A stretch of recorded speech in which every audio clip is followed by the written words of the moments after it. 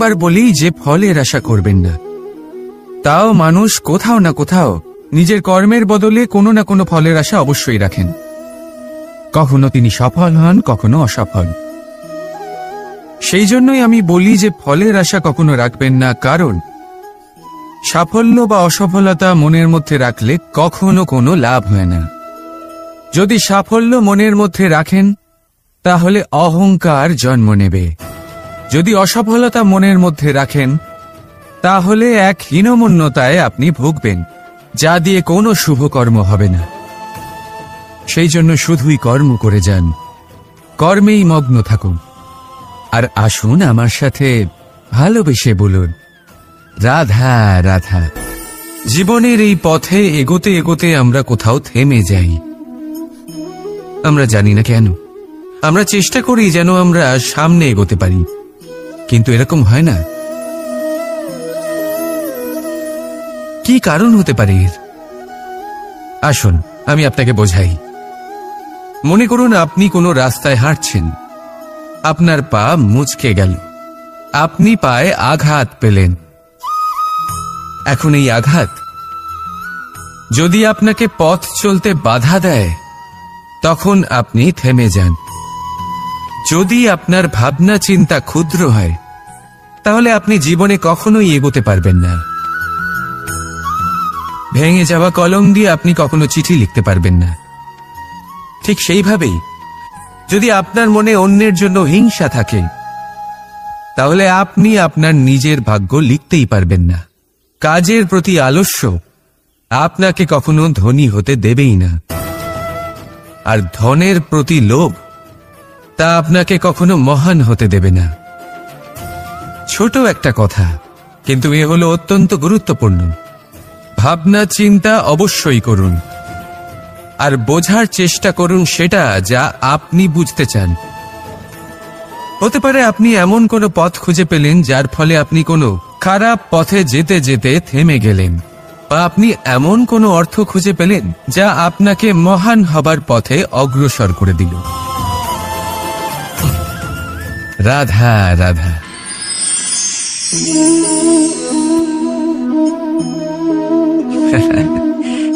আপনি হয়তো ভাবছেন আমি কি করছিটা কি। আজ আমি ভাবলাম যে রান্না করতে একটু সাহায্যই করে দিই, তাই চাল বেছে দিচ্ছিলাম। ভেবেছিলাম এই কাজটা অত্যন্ত কঠিন হবে। না, সহস্র ভালো চালের মধ্যে থেকে দুটো কাকুর বাছা শুধুমাত্র অভ্যেসের ব্যাপার। বাস্তবে কঠিন কাজ আর শিল্পকলা সেটাই যেখানে কয়েক হাজার কাকরের মধ্যে থেকে একটা রত্ন বের করতে হয়। এবারের সারমর্ম কি হতে পারে? সারমর্ম হলো এটাই, বড় তিনি হন না যিনি মানুষের মধ্যে খামতি বের করেন। মাহাত্ম্য তাতেই, শ্রেষ্ঠত্ব তাতেই যা অন্যের ভেতরে থাকা ভালো গুণগুলি বের করে তার সম্মুখে, এই সংসারের সম্মুখে প্রস্তুত করতে পারেন। আসুন আমার সাথে ভালোবেসে বলুন, রাধা রাধা। কোনো ব্যক্তির নির্মাণ হয় কিভাবে? কেউ বলবেন পঞ্চতত্ত্বের দ্বারা, কেউ বলবেন আত্মা, দেহ ও চেতনার দ্বারা, কেউ বলবেন ঈশ্বরের কৃপার দ্বারা, তো কেউ বলবেন এই প্রকৃতির পরীক্ষার দ্বারা। না, মানুষের নির্মাণ হয়ে থাকে বিশ্বাস দ্বারা। ব্যক্তি তখনই গড়ে ওঠেন যখন ব্যক্তিত্ব থাকে, ঠিক কিনা? আর ব্যক্তিত্ব তখনই হবে আর সেরকমই হবে যেরকম বিশ্বাস আপনি নিজের উপরে রাখবেন। যদি আপনি মনে করেন আপনি বিষের ন্যায় হবেন তাহলে আপনি বিষাক্তই হবেন। যদি আপনি এটা মনে করেন যে আপনি অমৃতের ন্যায় হবেন তাহলে আপনি অমরই হয়ে যাবেন। যদি আপনি নিজের উপরে বিশ্বাস রাখেন যে আপনি সংসারের সব থেকে উঁচু পর্বতের শিখরে পৌঁছতে পারবেন তাহলে আপনি অবশ্যই পৌঁছবেন। যদি আপনার এরকম মনে হয় যে আপনি এরকম কখনো করতে পারবেন না তাহলে এরকম কখনোই হবে না। ভেবে দেখবেন, বিশ্বাসের মধ্যেই বিশ্ব বাস করে থাকে, তো আপনার অস্তিত্ব কেন করবে না? যেমন বিশ্বাস আপনি নিজের উপরে রাখবেন, তেমনই আপনি হয়ে উঠবেন। সেই জন্য নিজের উপরে বিশ্বাস রাখুন,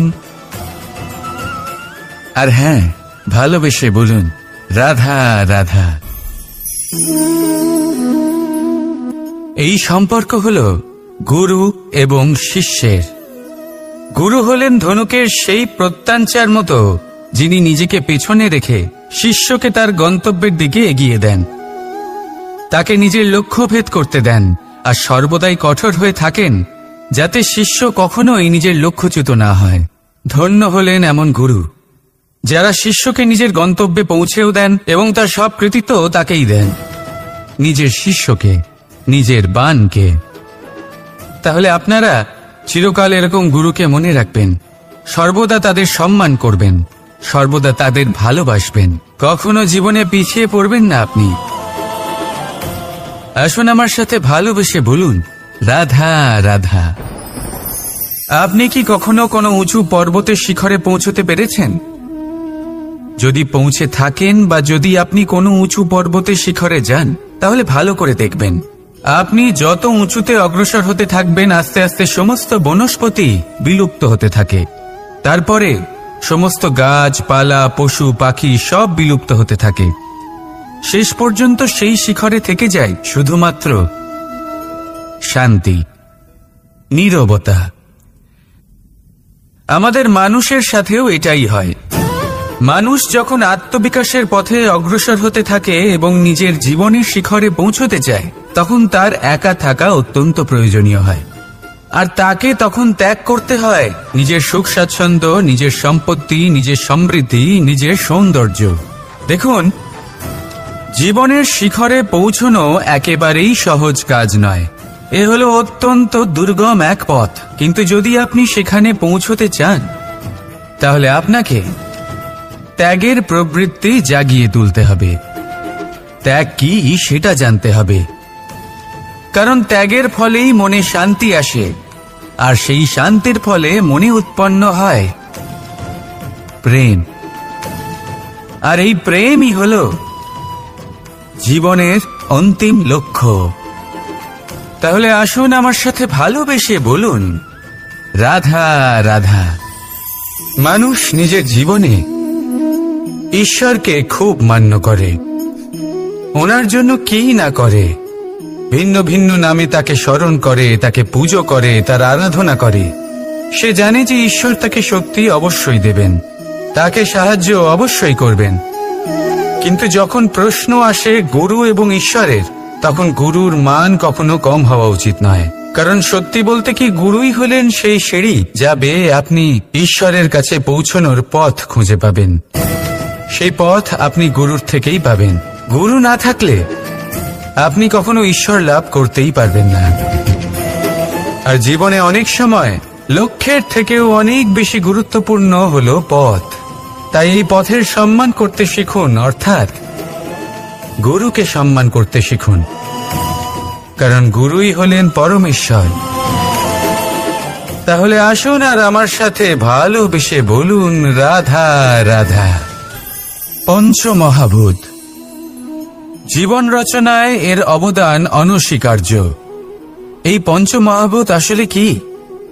জল, বায়ু, অগ্নি, মাটি আর আকাশ। এবার শুধুমাত্র জীবন রচনায় এর অবদান আছে তা নয়, শুধু শরীর রচনাতে এর যোগদান আছে তা নয়, বরং এরা হলো আমাদের জীবনের সব থেকে বড় শিক্ষক। এবার আপনারা সকলে চমকে যাবেন, হয়তো আপনারা এই দৃষ্টিভঙ্গি দিয়ে কখনো দেখেননি। আমি আজ আপনাদের বোঝাবো। এদের মধ্যে সব থেকে বড় তত্ত্ব জল। এই আমাদের কি শেখাচ্ছে? এই জল, এর নামই হলো জল, কিন্তু এ কখনোই আমাদের জ্বালায় না, আমাদের জ্বলনের কারণ হয় না। তাহলে কি করে? আমাদের তৃষ্ণা মেটায়, আমাদের শীতলতা প্রদান করে, জীবন দান করে। এর দ্বারা আমরা কি শিক্ষা লাভ করি? যে আপনার উৎপত্তি যেখান থেকেই হোক না কেন, আপনি যেখানেই জন্মগ্রহণ করুন না কেন, আপনার কর্ম সর্বদা শ্রেষ্ঠ হওয়া উচিত। আপনি জলকে যে কোনো পাত্রে রাখুন না কেন, সে সেই অনুসারেই নিজের আকার ধারণ করে নেয়। এর দ্বারা আমরা কি শিক্ষা পাই? এই শিক্ষাই পাই যে যে কোনো পরিস্থিতিতেই নিজেদের মানিয়ে নিতে হবে, নিজেকে সেরকম করে নিতে হবে। যে দেশেই থাকি না কেন, যে স্থানেই থাকি না কেন, যে পরিস্থিতিতেই থাকি না কেন, যে ব্যক্তির সাথেই থাকি না কেন, আমাদের সুখময় হয়ে জীবন অতিবাহিত করা উচিত। দেখুন, আমাদের কত বড় একটা শিক্ষা দিল এই জল, যা আমরা কোনোদিন দেখতেই পাইনি। নিজেকে জলের মতোই করে তুলুন। সুখের ধারায় স্বাচ্ছন্দ্যে প্রবাহমান হতে থাকবেন আপনি। নিজের আকারকে ভেঙে ফেলুন, নিজের সীমা লঙ্ঘন করুন। আপনি অবশ্যই একদিন মহানুভবতা অনুভব করবেন। তাহলে আসুন আর আমার সাথে ভালোবেসে বলুন, রাধা রাধা। আপনি কখনো কোনো পর্বতে চড়েছেন? কথায় আছে, যখন আমরা পর্বত আরোহণ করি, ওপরে ওঠার সময় দুর্ঘটনার সম্ভাবনা কিছুটা কমে যায়। সেখানেই যখন পর্বত থেকে নিচে নামি, তখন দুর্ঘটনার সম্ভাবনা অত্যন্ত বৃদ্ধি পায়। অর্থাৎ নামার সময় আমাদের আরো ভারসাম্য বজায় রাখতে হয়, আরো সাবধানে থাকতে হয়, অর্থাৎ বিবেককে জাগিয়ে রাখতে হয়। এবার জীবনেও সাফল্যের পর্বত আরোহণের সাথে এটাই হয়। যখন আমরা সাফল্যের পর্বত আরোহণ করতে থাকি, তখন এমনি আমাদের লক্ষ্য আমাদের গন্তব্যের দিকে থাকে। আমরা নিরন্তর পরিশ্রম করি, চেষ্টা করতে থাকি, আমাদের মধ্যে সেই উৎসাহ থাকে, সেই সাহস থাকে। কিন্তু একটা কথা সত্যি, সমস্ত আরোহণের পরে অবরোহণ থাকে। আর এই অবরোহণই থাকে যেখানে বেশিরভাগ মানুষ নিজের ভারসাম্য বজায় রাখতে পারেন না, আর সেখানেই ভেঙে পড়েন। তাই জীবনে যদি সাফল্যের শিখরে পৌঁছতে চান, তাহলে আপনাকে নিরন্তর প্রয়াস করতে হবে, সংঘর্ষ করতে হবে, পরিশ্রম করতে হবে, আর নিজের লক্ষ্যের দিকে একাগ্রতা কেন্দ্রীভূত করতে হবে। তাহলে আপনি নিজের লক্ষ্য অবশ্যই পাবেন। কিন্তু যখন অবরোহণের সময় আসবে, যা নিশ্চিত রূপে আসবেই, তখন আপনাকে সংঘর্ষ করতেই হবে, ধৈর্য ধরতেই হবে, সাবধানে থাকতেই হবে, ভারসাম্য বজায় রাখতেই হবে। এটা হলো অত্যন্ত আবশ্যক, কারণ পরবর্তী সাফল্যের শিখরে আপনাকে পৌঁছতেই হবে, আর তার জন্য আপনাকে সুরক্ষিতভাবে অবরোহণ করতেই হবে। ঠিক কিনা? আসুন আর আমার সাথে ভালোবেসে বলুন, রাধা রাধা। যখনই কোনো ঘূর্ণিঝড় আসে, কোনো প্রলয় আসে, তখন দেখবেন তা কত বৃহৎ প্রভাব ফেলে, কত বড় বিনাশ ঘটায়, বিধ্বংস সৃষ্টি করে। যখন বন্যা আসে, তখন কত গভীর প্রভাব ফেলে, কত সর্বনাশ ঘটায়। নদীর পাড়ও ভেঙে বয়ে নিয়ে যায়। সেখানে কোনো গাছকে দেখুন, শান্তভাবে দাঁড়িয়ে থাকে, চুপ করে, আর নিজের কাজ করে, ছায়া প্রদান করে, ফল প্রদান করে, কোনো শব্দ না করেই নীরবে কর্ম করে। যদি নদীর কথা বলি, নদী যখন বয়ে চলে, খেতে জল প্রদান করে, বনস্পতিদের প্রাণ প্রদান করে, আমাদের পানীয় জল দেয়। এত মহান কাজ করে কোনো শব্দ না করে, নীরবতার সাথে। এ হলো এক শিক্ষা, যে এই সংসারে যারাই মহান কর্ম করেন, তারাই নীরব থেকে সেই কর্ম করতে থাকেন। কারণ ওনারা জানেন যে গুরুত্বপূর্ণ প্রচার নয়, বরং কর্ম। আর যারা রুদ্রের সাথে থাকেন, কোলাহল করেন, তারা শুধুমাত্র ধ্বংসই করেন।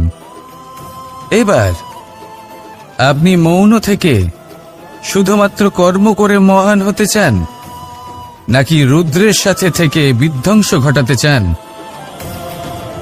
সিদ্ধান্ত আপনারই।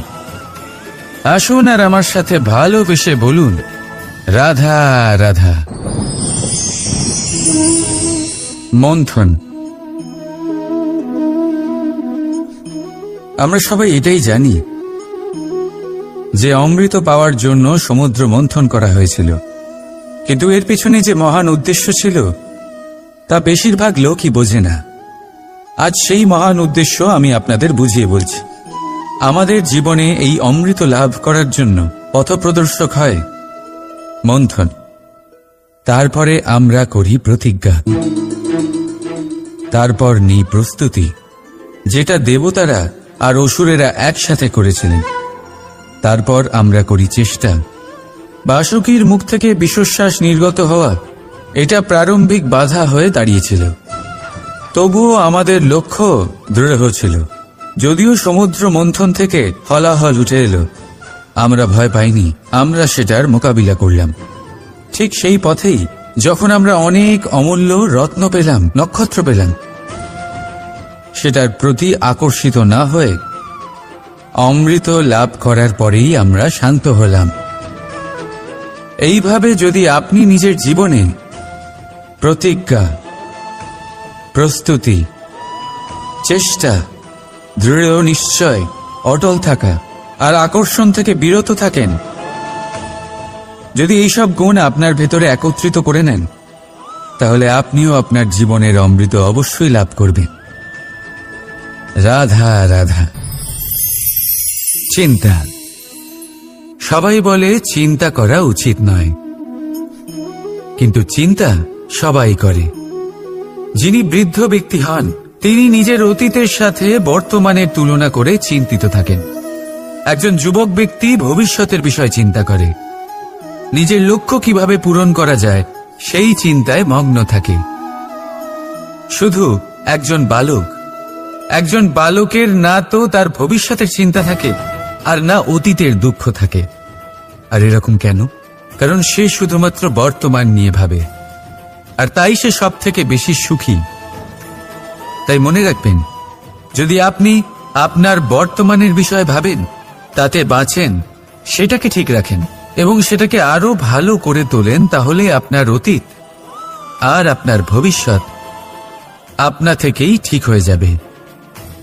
আসুন আমার সাথে ভালোবেসে বলুন, রাধা রাধা। সংসারে সব থেকে বড়, সব থেকে মহান কোন প্রাণী?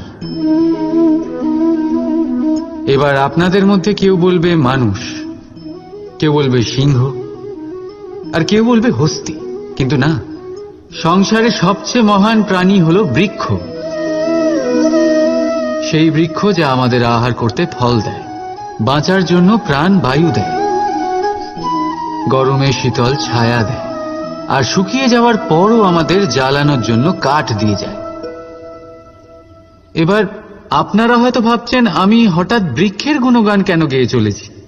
আমার বলার উদ্দেশ্য ওই বৃক্ষের অনেক গভীরে, সেই বীজকে নিয়ে, যা আপনাকে না ফল দেয়, না ছায়া, আর না কাঠ। শুধু ভিজে মাটির নিচে সে লড়াই করতে থাকে, অঙ্কুরিত হয় মাটির নিচে একটি বৃক্ষকে আকার দেওয়ার জন্য। প্রদীপ কি? সাধারণ একটা মাটির পাত্র, কিন্তু জলবায়ু নিয়ে সে যখন জ্বলে, সমস্ত সংসারকে সে পথ দেখা। আরম্ভ করতে গেলে মহান হওয়ার একেবারেই প্রয়োজন পড়ে না, কিন্তু মহান হতে গেলে কিছু আরম্ভ করা অতি আবশ্যক। রাধা রাধা। একটা শব্দ আছে যেটা আমরা মাঝে মাঝে অথবা অনেকবার শুনতে পাই, স্বার্থ। ওই ব্যক্তি স্বার্থপর, সে স্বার্থের জন্য খারাপ কাজ করে ফেলেছে, ইত্যাদি ইত্যাদি। সত্যি কথা বলতে কি, সংসার স্বার্থকে পাপ ভাবতে শুরু করেছে। কিন্তু স্বার্থ কি সত্যি ক্ষতিকর? না। স্বার্থ কথাটা এসেছে স্ব থেকে, অর্থাৎ স্বয়ং থেকে। মানে যে কর্মে শুধু স্বয়ংয়ের অর্থ আছে, শুধু স্বয়ংয়ের কোনো লাভ আছে, সেটাই স্বার্থ। এবার প্রশ্ন এটাই হলো যে আপনার স্বটা কি? যদি আপনার স্বতে কেবল আপনি থাকেন, তাহলে আপনি অবশ্যই স্বার্থপর। যদি আপনার স্বতে পরিবার থাকে, তাহলে আপনি পারিবারিক। যদি আপনার স্বতে অন্য লোক থাকে, তাহলে আপনি পরোপকারী। আর যদি আপনার স্বতে এই সংসার থাকে, তাহলে আপনি পরমার্থী। তাহলে নিজের স্বার্থ থেকে দূরে যাবেন না, সেটার বিস্তার করুন। নিজের অস্তিত্বের বিস্তার করলে এই স্বার্থ নিজেই পরমার্থে পরিণত হবে। রাধা রাধা। আমি আপনাদের বলেছিলাম যে সংসারের সবথেকে বড় অস্ত্র আর সবথেকে বড় সম্বল হলো বন্ধুত্ব। কিন্তু এই বন্ধুত্ব কেমন হওয়া উচিত? বন্ধুত্ব হওয়া উচিত দুধে মেশানো জলের মতো। কিভাবে? দুধে যখন জল মেশানো হয় তখন সেই জল নিজেই দুধে পরিণত হয়। এবার ভাবুন, দুধের সাথে বন্ধুত্ব করে জলের গুরুত্ব কেমন বেড়ে গেল। তবে এখানেই কিন্তু এই গল্পের শেষ নয়। যখন দুধকে গরম করা হয় তখন জল নিজের বন্ধুত্ব পালন করে। জল নিজে আগে সেটার তাপ নেয়, নিজের অস্তিত্বকে বাষ্পে রূপান্তরিত করে আর দুধকে বাঁচিয়ে নেয়। আর তারপর জল বাষ্প হয়ে গেলে দুধ ফুটতে থাকে, সে পাত্র থেকে বেরিয়ে উপচে পড়ে। আর শান্ত তখনই হয় যখন তাতে আবার জল মেশানো হয়। অর্থাৎ বন্ধুত্ব সেটাই যা বন্ধুর অস্তিত্বকে বিস্তার করে। বন্ধুত্ব সেটাই যা বন্ধুর জন্য নিজের অস্তিত্ব জ্বালিয়ে দেয়। বন্ধুত্ব সেটাই যাতে সুখ আর দুঃখ দুটোই বন্ধুত্বের সাথে যুক্ত। তাহলে এমন বন্ধুত্ব করো যার সামনে কুবেরের ধনও কম পড়ে যায়। রাধা রাধা। ভুল আর মানুষ, এই দুইয়ের সম্পর্ক অবিচ্ছেদ্য। যেমন ডানা আর পক্ষী, যেমন ধারা আর নদী। যদি ভুল মানুষের স্বভাবের এক গুরুত্বপূর্ণ অংশ হয় তাহলে ভাবুন, এতে লজ্জা কিসের? এতে লজ্জিত হওয়ার কিছু নেই। সেইভাবে দেখতে গেলে ভুল আমাদের নিজেকে আরো উন্নত করার সুযোগ দেয়, নিজেকে আরো ভালো প্রদর্শন করার প্রেরণা দেয়। এখন আপনাদের মধ্যে কেউ এর সাথে সহমত নাও হতে পারেন, কেননা অনেকের দৃষ্টিতে ভুল দোষের জন্ম দেয়। দোষ অপরাধের, আর অপরাধের কোনো ক্ষমা নেই, শাস্তি পাওয়া উচিত। কিন্তু আপনি কি কখনো ভেবেছেন এরকম কেন হয়? এর কি কারণ? এর কারণ হলো ভুল স্বীকার করাকে এড়িয়ে যাওয়া। যদি আপনি কোনো ভুল করে স্বীকার না করেন তবে সেই ভুল দোষে পরিণত হয়, আর দোষ অপরাধে। তবে মনে রাখবেন, নিজের ভুল স্বীকার করা সেই ভুল সংশোধন করার পথে প্রথম পদক্ষেপ হয়ে দাঁড়ায়। আর সর্বদা মনে রাখবেন, অপরাধ হলো সেটাই সময় মতো নিজের ভুল স্বীকার না করা। রাধা রাধা। ধর্মরথের 4টি অশ্ব চালানোর জন্য যিনি সারথি হবেন তার যে 4টি গুণ থাকা প্রয়োজন, সেই সমস্ত গুণ অর্জুনের মধ্যে উপস্থিত রয়েছে। কর্মের শক্তি রয়েছে, ধর্মের প্রতি আসক্তি রয়েছে, জ্ঞানের অভিব্যক্তি রয়েছে এবং সমর্পণের ভক্তি রয়েছে। নিশ্চিত রূপে ধর্মরথে সারথি হবার জন্য অর্জুনই সব থেকে যোগ্য। আর ও শুধুমাত্র দ্রৌপদীর স্বামীই হবে না, ইতিহাসে কুরুবংশের রাজকুমার বা ইন্দ্রপুত্রের নামেই শুধু পরিচিত হবে না, বরং অর্জুনই স্বয়ং ইতিহাস রচনা করবে। অর্জুনই হবে কৃষ্ণ সারথি। যত্র যোগেশ্বর কৃষ্ণ তত্র পার্থ ধনুর্ধর। তাহলে আসুন আর আমার সাথে ভালোবেসে বলুন, রাধা রাধা।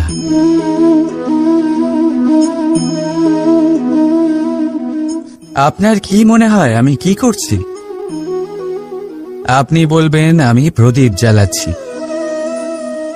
সঠিক, কিন্তু প্রশ্ন হচ্ছে যে আমি কি আপনাকে বলেছি যে একে প্রদীপ বলা হয়? না। এই প্রদীপ কি নিজেই নিজের পরিচয় আপনাকে দিয়েছে? না। তাহলে আপনি কি করে জানলেন যে একে প্রদীপ বলা হয়? উত্তর হচ্ছে প্রকাশ, যে স্বয়ং জ্বলে অন্ধকারের মধ্যে সংসারকে পথ দেখায়, সেটাই প্রদীপ। যা নিরাশার মাঝে আশার আলো প্রদর্শন করে, সেটাই প্রদীপ। অপর দিকে আছে সাপ, যাকে না দেখেও তার ফনার আওয়াজ শুনেই লোকে ভয় পেয়ে যায়। তার মানে ব্যক্তির পরিচয় তার কর্মের দ্বারা পাওয়া যায়। তাই আপনার এটা বলার প্রয়োজন নেই যে আপনার পরিচয় কি। এটা আপনার কর্মই নিশ্চিত করবে যে লোকে আপনাকে প্রদীপ ভেবে ভালোবাসবে নাকি সাপ ভেবে ভীত হয়ে থাকবে। রাধা রাধা। সময় কত বিচিত্র হয়। সময় আমাদের পক্ষে থাকলে আমরা নিজেদের রাজা মনে করে নিই, আর সেই সময় যদি বিপক্ষে চলে যায় তাহলে নিঃস্ব হতে সময় লাগে না। তাই মানুষের একটা অভ্যেস আছে, খারাপ সময়ের জন্য কিছু সঞ্চয় করা। আত্মীয়, বন্ধু খারাপ সময় পাশ থেকে সরে যান। যশ, মান প্রতিকূল সময় চিরস্থায়ী হয় না। তাই মানুষ মনে করে অর্থ সঞ্চয় করাই শ্রেয়। অর্থের কোনো হৃদয় নেই যা সময়ের সাথে পরিবর্তিত হবে। সংসার বলে সর্বদা অর্থ সঞ্চয় করতে থাকুন। খারাপ সময় অবশ্যই কাজে লাগবে, কিন্তু আমি বলবো শুভ কর্ম করতে থাকুন, আনন্দে থাকুন, নিজের ওপর আর ঈশ্বরের ওপরে বিশ্বাস রাখুন। খারাপ সময় কখনো আসবেই। রাধা রাধা। প্রকৃতি মানুষকে এক বিশেষ শক্তি দিয়েছে, অন্য জীবের থেকে বেশি শক্তি দিয়েছে। স্মরণ শক্তি। এই শক্তি মানুষকে অন্য জীবের থেকে ভিন্ন করে, ইতিহাস রচনা করার প্রেরণা দেয়, জ্ঞানকে বংশানুক্রমে এগিয়েও নিয়ে যায়। আর যারা ভুলে যান, অধিকাংশ সময় তারা উপহাস আর দয়ার পাত্র হয়ে যান। কিন্তু এটাই কি প্রকৃত রূপে সত্য? না। এই স্মরণ শক্তি মানুষের বিকাশের সব থেকে বড় বাধা হয়ে দাঁড়ায়। তার মনকে দূষিত করে দেয়। খারাপ অভিজ্ঞতা, কারোর করা বিশ্বাসঘাতকতা, কারোর কটাক্ষ বেশিরভাগ মানুষই ভুলতে পারেন না, আর তারপর প্রতিশোধ নিতে উদ্যত হন। প্রথমে সময় নষ্ট করেন প্রতিশোধের প্রস্তুতিতে, আর তারপর সময় নষ্ট করেন প্রতিশোধ নেওয়ার সুযোগ খুঁজতে। যদি সন্তুষ্টি পেতে চান, যদি জীবনে আনন্দ পেতে চান, তাহলে স্মরণ শক্তির সদ্ব্যবহার করুন। নিজের স্মরণ শক্তিকে চালনা করুন শুধুমাত্র ভালো কথা আর ভালো স্মৃতির দিকে। জীবনে আনন্দ পাবে। রাধা রাধা। মানুষ নিজের পরিবারের জন্য কত কিছুই না করে, দিন রাত পরিশ্রম করতে থাকে যাতে তার পরিবারের প্রয়োজন পূরণের জন্য অর্থ রোজগার করতে পারে। কিন্তু শুধু অর্থ রোজগার করাটাই কি যথেষ্ট? আপনি বলবেন, হ্যাঁ নিশ্চয়ই, অর্থ দিয়ে সব কিছু পাওয়া যায়, বিদ্যা পাওয়া যায়, বাড়ি পাওয়া যায়, ওষুধ পাওয়া যায়, আর কত কিছুই না পাওয়া যায়। এই সব একটা পর্যায় পর্যন্ত সঠিক, কিন্তু একটু মন দিয়ে ভেবে দেখুন, যখন কোনো শিশু অসুস্থ হয়ে পড়ে তখন সে ওই তিক্ত ওষুধ কেন খেয়ে নেয়? এই জন্য কারণ ওর পিতা সেই ওষুধ অর্থ দিয়ে কিনেছে? না, বরং এই জন্য কারণ তার পিতা যে তার সামনে দাঁড়িয়ে, তার ওপরে তার বিশ্বাস আছে। বিশ্বাস আছে যে উনি তার কিচ্ছু হতে দেবেন না। এই বিশ্বাস, এই সংস্কার, এই শিক্ষা কখনো অর্থ দিয়ে পাওয়া যায় না। এইটা পাওয়া যায় সেই সময় থেকে যা মাতা পিতা তাদের সন্তানের সাথে কাটিয়েছেন। তাই জীবনে অর্থ অবশ্যই উপার্জন করুন, কিন্তু নিজের পরিবারকেও সময় দিন, আনন্দ পাবে। রাধা রাধা। কখনো কোনো পাখিকে দেখেছেন যখন তারা ডিম পাড়তে প্রস্তুত হয় তখন তারা সবচেয়ে আগে একটা স্থান খোঁজে, একটা স্থান যা বর্ষা, রৌদ্র আর শত্রুর থেকে সুরক্ষিত হয়। তারপর তারা বাসা তৈরি করে, তারপরেই ডিম পাড়ে। আর তারপর যখন সেই ডিম ফুটে তার সন্তানদের জন্ম হয়, সে তাদের খাবার খাওয়ায়, তাদের রক্ষণাবেক্ষণ করে। কিন্তু যখন তাদের ডানা গজায় তখন না সে তাদের খাবার দেয় আর না তাদের বাসা বানাতে শেখায়। শুধুমাত্র তাদের উড়তে শেখায় সে। তারপর সেই বাচ্চারা আকাশে উড়তে শিখে নিজেরাই নিজেদের খাবার জোগাড় করতে শিখে যায়, নিজেরাই নিজেদের বাসা বানাতে শিখে যায়। আর আমরা মানুষেরা কি করি?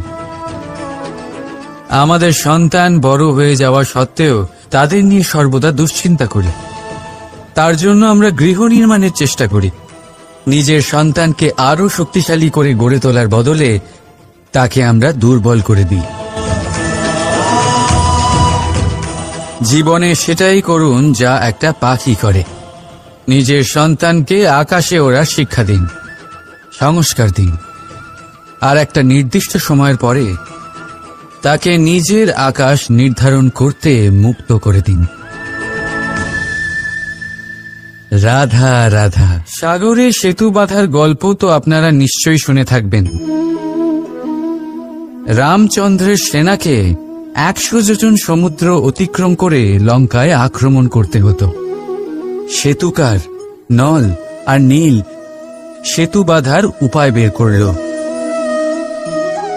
কিন্তু প্রশ্ন ছিল সেতু বাঁধা কি করে হবে? সমুদ্র অত্যন্ত গভীর। কত পাথর দেওয়া হলে এই বিশাল সমুদ্র অতিক্রম করা সম্ভব হবে? তখন এক উপায় নির্ধারিত হল। পাথরের ওপর লেখা হলো রামের নাম। আর যখন সেই পাথরগুলোকে সাগরে ফেলা হলো, সেগুলো ভাসতে লাগলো। এবারে কেউ বলবেন এটা রামচন্দ্রের নামের মহিমা, কেউ বলবেন এটা নারায়ণের কোনো জাদু। কিন্তু না, এটা রামচন্দ্রের সেই গুণ, ওনার ব্যক্তিত্বের সেই মহান দিক যা ওনার প্রতিনিধিত্ব করেছে। তাই সেই পাথরও সাগরে ভেসে ওঠে।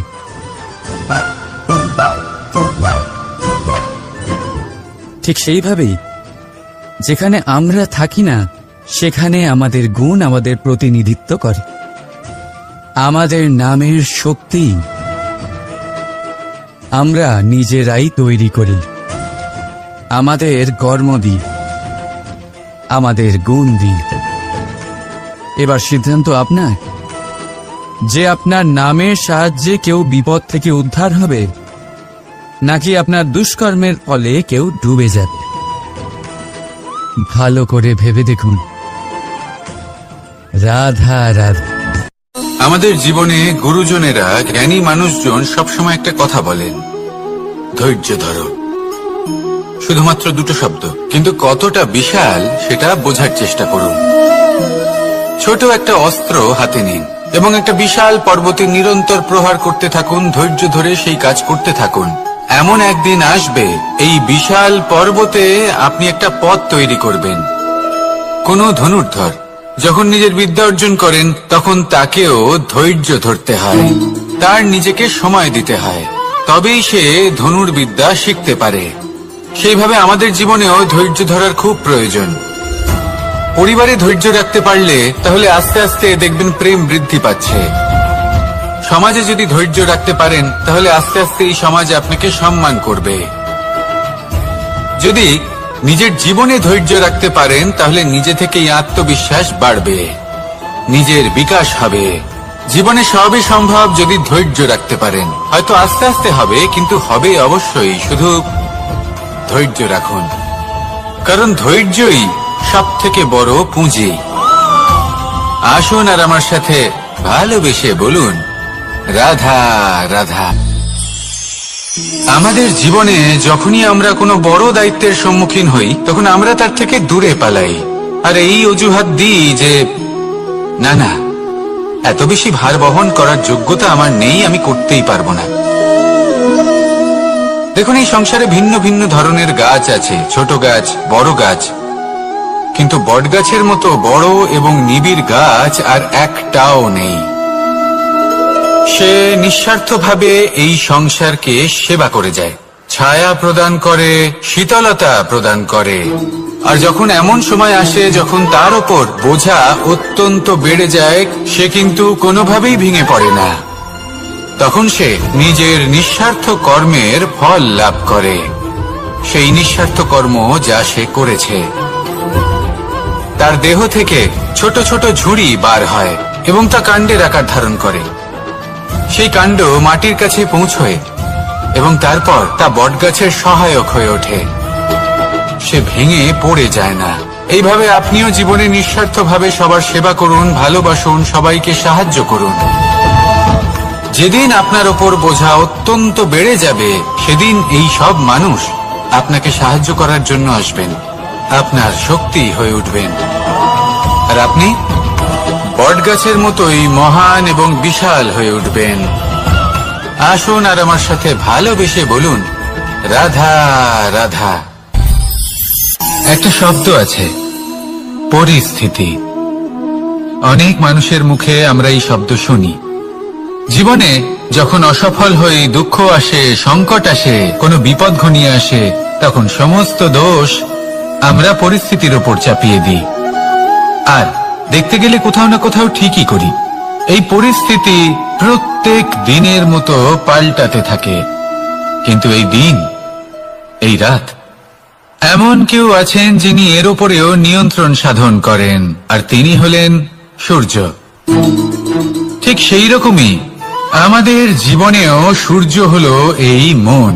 যদি এই মনের উপর আমরা নিয়ন্ত্রণ করতে পারি, তাহলে আমরা জীবনকেও নিয়ন্ত্রণ করতে পারবো। প্রথমে এই মনের রাজা হয়ে উঠতে হবে। তাই মনে রাখবেন, যদি মন দুর্বল হয়, তাহলে পরিস্থিতি আমাদের সমস্যা বলে মনে হবে। এই মন যদি স্থির হয়, পরিস্থিতি প্রতিস্পর্ধা বলে মনে হবে।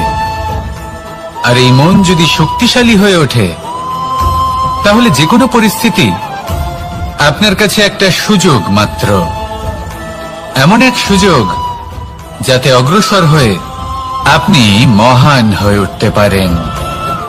এই মনের শক্তির বৃদ্ধি ঘটান, মহান হয়ে উঠুন, আর আমার সাথে ভালোবেসে বলুন, রাধা রাধা। খুব সুন্দর একটা কাহিনী আছে। একবার এক ব্যক্তি নিজের অসফলতার জন্য ত্রস্ত হয়ে সময় দেবতার তপস্যা করতে বসলেন। উনি তপস্যা করলেন এবং সময় দেবতা প্রসন্ন হলেন, মানুষের রূপ ধারণ করে ওনার সামনে প্রকট হলেন। এবার সেই ব্যক্তি ওনাকে জিজ্ঞেস করলেন যে কি এমন আছে যার জন্য আপনি বারবার জয়ী হন আর আমি চিরকাল পরাজিত হয়ে থাকি? কেন এত পরিশ্রম করা সত্ত্বেও আমি সাফল্য লাভ করতে পারি না? তখন সময় দেবতা উত্তর দিলেন যে দিন হোক বা রাত, ঝড় হোক বা ভূমিকম্প, রোদ হোক বা বৃষ্টি হোক, সময়ের সূত্রপাত হোক বা প্রলয়, আমি থামি না, আমি চলতেই থাকি। আর সেই জন্য যিনি থেমে যান তিনি পরাজিত হন আর আমি জয়ী হই। এটাই আমাদের শিখতে হবে। জীবনে সবসময় চলতে থাকুন, কখনো থামবেন না। হ্যাঁ, কিছুক্ষণের জন্য বিরতি নিতে পারেন, বিশ্রাম করার জন্য, নিজেকে আরো সশক্ত করে তোলার জন্য, কিন্তু থেমে যাবেন না। নিরন্তর কর্ম করতে থাকুন, পরিশ্রম করতে থাকুন, তবেই এই সংসার আপনাকে মনে রাখবে। আসুন আমার সাথে ভালোবেসে বলুন, রাধা রাধা। আমাদের জীবনে 7 ধরনের সুখ আছে, আর সেগুলো লাভ করার জন্য আমরা অত্যন্ত প্রচেষ্টা করি। কিন্তু কোনো প্রচেষ্টা করার পূর্বে তা কিভাবে করব সেটা বোঝা খুব প্রয়োজন, আর সেখানেই আমরা ভুল করে থাকি। যে কাজটা আমাদের পরে করা উচিত সেটাই আমরা আগে করে বসি। আপনাকে স্পষ্ট করে বোঝাই, প্রত্যেক সুখের সাথে 2টি ক্রিয়া জড়িত থাকে। এবার যখন আমরা ধনের কথা বলি, তখনও 2টি ক্রিয়া জুড়ে থাকে। প্রথম ক্রিয়া হলো ধন অর্জন করা, দ্বিতীয় ক্রিয়া হলো ধনের ব্যবহার করা। আর জীবনে ধনের ব্যবহার করার পূর্বে ধন কিভাবে অর্জন করতে হয় তা শেখা অত্যন্ত প্রয়োজনীয়।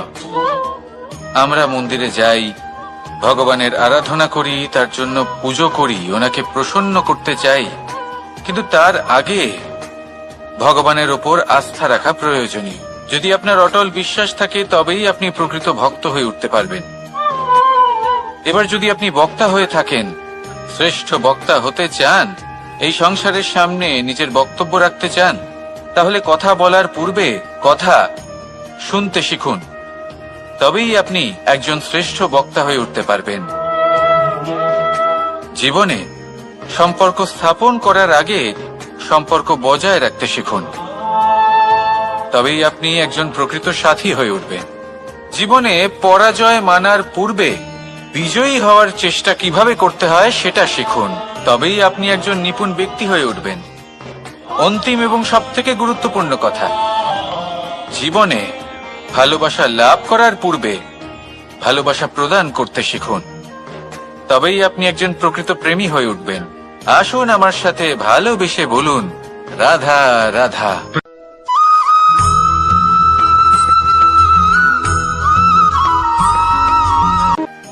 মানুষের শরীরের বিভিন্ন অঙ্গ দ্বারা ভিন্ন ভিন্ন প্রকারের কাজ করা হয়, আর সেই জন্য মানুষ নিজের শরীরের যত্ন করে, তার খেয়াল রাখে, নিজের শরীরকে সুস্থ রাখে, স্বচ্ছ রাখে, বস্ত্র পরিধান করে, আর কোথাও আঘাত লাগলে ক্ষতস্থান ঢেকে ফেলে। মানুষের শরীরে এমন একটি অঙ্গ আছে যা চোখে দেখা যায় না, যা অদৃশ্য থাকে, কিন্তু সেইটা দিয়ে মানুষের বিষয়ে অনেক কিছু জানা যায়। এবং মানুষের শরীরের সেই অঙ্গের নাম হল বাণী, আপনার ভাষা। আপনি যেভাবে কথা বলেন, যার সাথে কথা বলেন, আপনি যেভাবে শব্দ চয়ন করেন, তার দ্বারা আপনার বিষয়ে অনেক কিছু বোঝা যায়, আপনার ব্যক্তিত্বের বিষয়ে অনেক কিছু বোঝা যায়। সেই জন্য সবসময় কিছু বলার আগে একটু ভেবে নিন, নিজের কথার ওপর একটু নিয়ন্ত্রণ রাখুন। আমার কথা শুনুন, এই হৃদয়কে শুদ্ধ করে তুলুন। যদি এই হৃদয় শুদ্ধ থাকে, তাহলে সর্বদা মধুর বাণী নির্গত হবে, যা সবাইকে প্রফুল্ল করে তুলবে, আর তখন এই মন প্রসন্ন হয়ে বলবে, রাধা রাধা।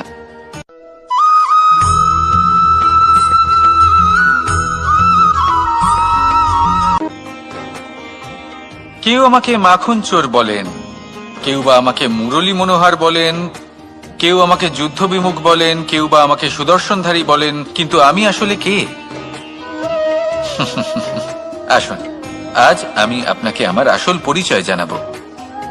বাড়িতে সুস্বাদু মাখন থাকা সত্ত্বেও গোপীদের কাছে সুমধুর ভালোবাসাপূর্ণ বকুনি খাওয়া যে ভালোবাসে, সেই হলো কৃষ্ণ।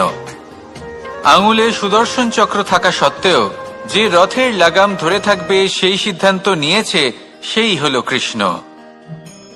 দ্বারকার মতো অনন্য রাজমহল থাকা সত্ত্বেও সুদামার মতো সখা যার অত্যন্ত প্রিয়, সেই হলো কৃষ্ণ। যদি আপনার মনে প্রেম থাকে, আপনি প্রেম বিতরণ করেন, সবাইকে ভালোবাসেন, এবং ভালোবাসা রক্ষার খাতিরে শস্ত্র হাতে নিতেও আপনি সক্ষম থাকেন, তাহলে আপনি হলেন কৃষ্ণ। আসুন আমার সাথে ভালোবেসে বলুন, রাধা রাধা।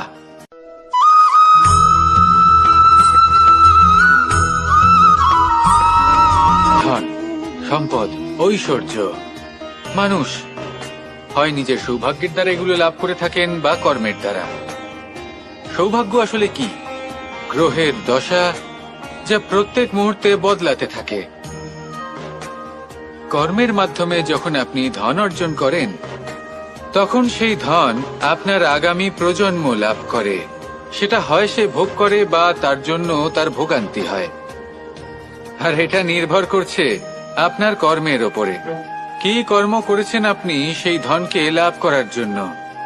যদি আপনি সৎ পথে চলেন, নিষ্ঠা ভরে আপনি কর্ম করে থাকেন, এবং তার ফলে আপনি ধন অর্জন করে থাকেন, তাহলে আপনার আগামী প্রজন্ম সেটা ভোগ করবে, সেটা প্রয়োগ করবে নিজের বিকাশের জন্য। কিন্তু যদি আপনি কুকর্ম করে থাকেন, কোন রকম ছলনা করে থাকেন এই ধন লাভ করার জন্য, তাহলে 100% আপনার আগামী প্রজন্মকে এর জন্য ভুগতেই হবে। তাহলে আপনি কি চাইবেন? যে আপনার আগামী প্রজন্ম সুখ ভোগ করবে, নাকি আপনার কুকর্মের পরিণাম ভোগ করবে? নির্বাচন আপনারই। আসুন আমার সাথে ভালোবেসে বলুন, রাধা রাধা।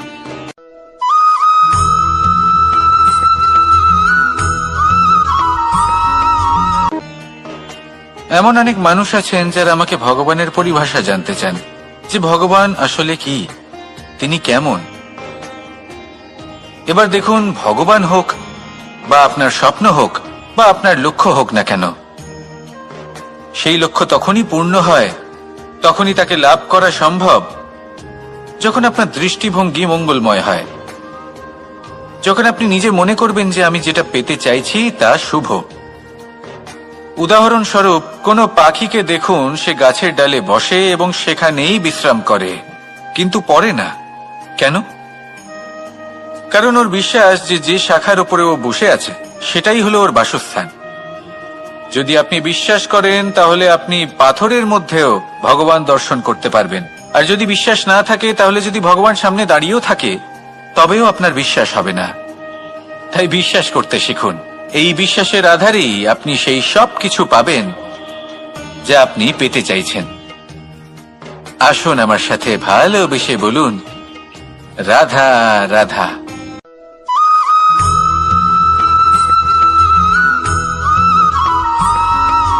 মাতা পিতার মনে সবসময় এই বাসনা বাস করে যে ওনাদের সন্তানের যেন মঙ্গল হয়।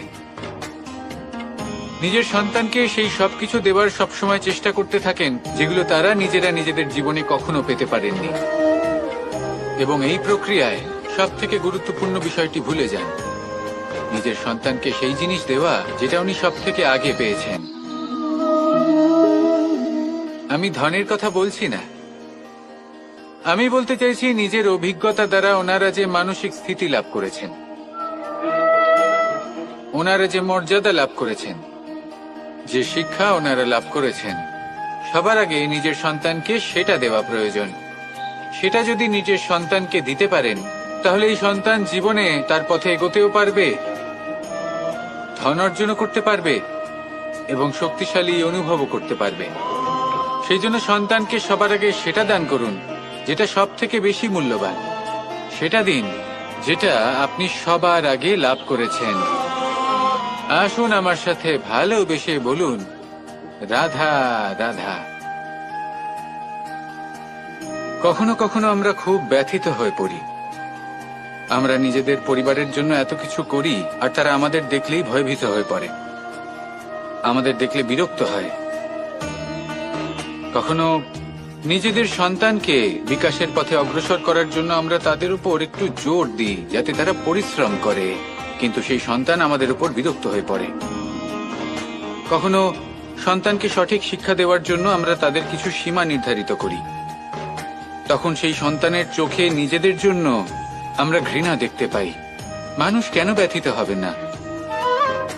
দেখুন, যখন সূচের দ্বারা আপনি বস্ত্র সেলাই করেন তখন সূচের আঘাত সেই বস্তুকে সহ্য করতে হয়, কিন্তু তাতে সেই সূচ বা আপনার উদ্দেশ্যে কোনো প্রভাব পড়া উচিত নয়, কারণ আপনি তো আপনার কর্ম করছেন, আর তাও পূর্ণ নিষ্ঠা ভরে, এবং অবশেষে আপনার উদ্দেশ্য শুভ প্রমাণিত হবে। তাই কেউ বিরক্ত হচ্ছে বলে বা কারোর চোখে নিজের প্রতি ঘৃণা দেখার ভয় কখনো পিছিয়ে যাবেন না। কষ্ট না করে বিকাশ সম্ভব নয়। কর্ম করতে থাকুন, সব কিছু শুভ হবে। আসুন আমার সাথে ভালোবেসে বলুন, রাধা রাধা।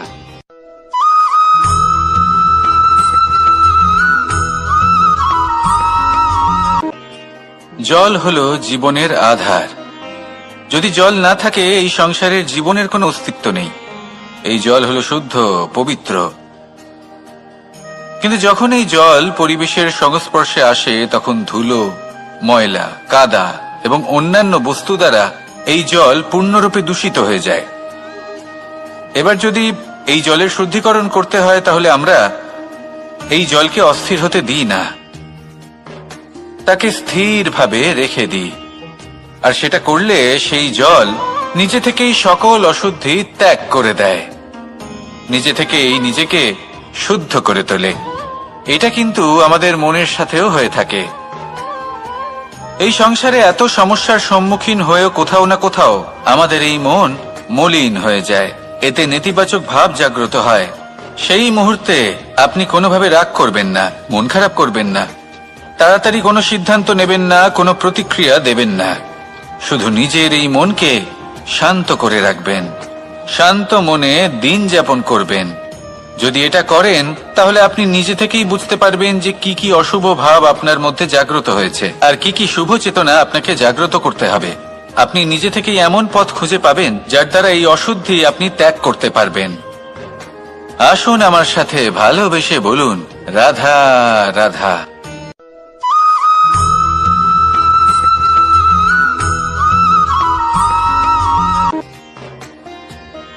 প্রেমের পরিভাষা আসলে কি? ভিন্ন ভিন্ন ধরনের ব্যক্তি, ভিন্ন ভিন্ন ধরনের প্রেমী, আলোচক বিভিন্ন ধরনের পরিভাষা প্রদান করেন এই প্রেম নিয়ে। কিন্তু প্রত্যেকের মনেই কখনো কখনো এই প্রশ্ন এসেছে, এই ভালোবাসা আসলে কি? নিজের প্রিয়তমকে জয় করাই কি প্রেম? চার হাত এক হয়ে যাবার নামই কি প্রেম? নিজের আবেগ ব্যক্ত করাই কি ভালোবাসা? না, প্রেমের অর্থ কাউকে লাভ করা নয়, বরং তার মাঝে বিলীন হয়ে যাওয়া। যদি কারোর হাত ধরে থাকি তাহলে আজীবন তার সাথে পথ চলা হলো প্রেম।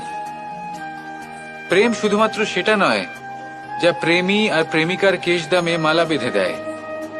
মাতা পিতার জন্য দিনরাত পরিশ্রম করা, নিজের পরিবারের জন্য দিনরাত পরিশ্রম করা, সেটাও প্রেম। নিজের বন্ধুদের জন্য, আপনজনের জন্য সবকিছু উজাড় করে দেওয়ার নাম হলো ভালোবাসা। নিজের মাতৃভূমির জন্য সাহসের সাথে লড়াই করা এবং আনন্দে নিজের জীবন ত্যাগ করে দেওয়াও কিন্তু প্রেমের নামান্তর। সেই জন্য যারা বুদ্ধিমান ব্যক্তি তারা কখনো প্রেমের পরিভাষা খুঁজতে চান না, কারণ তারা জানেন যে এই প্রেম কতটা বিশাল। তারা জানেন যে এই প্রেম হলো এক বিশাল সাগর যাকে নিজের মুঠোয় ধরে রাখা যায় না। সেই জন্য এই প্রেমের সাগরে ডুবে যান এবং সকলকে ভালোবাসতে শিখুন। যদি সবাইকে ভালোবাসতে পারেন তাহলে তাদেরও কল্যাণ হবে যারা আপনাকে ভালোবাসে, এবং সকলকে ভালোবাসতে শিখুন। যদি সবাইকে ভালোবাসতে পারেন তাহলে তাদেরও কল্যাণ হবে যারা আপনাকে ভালোবাসে, তাদেরও কল্যাণ হবে যাদেরকে আপনি ভালোবাসেন, আর আপনারও কল্যাণ হবে। আর তখন এই মন ভালোবেসে বলবে, রাধা রাধা।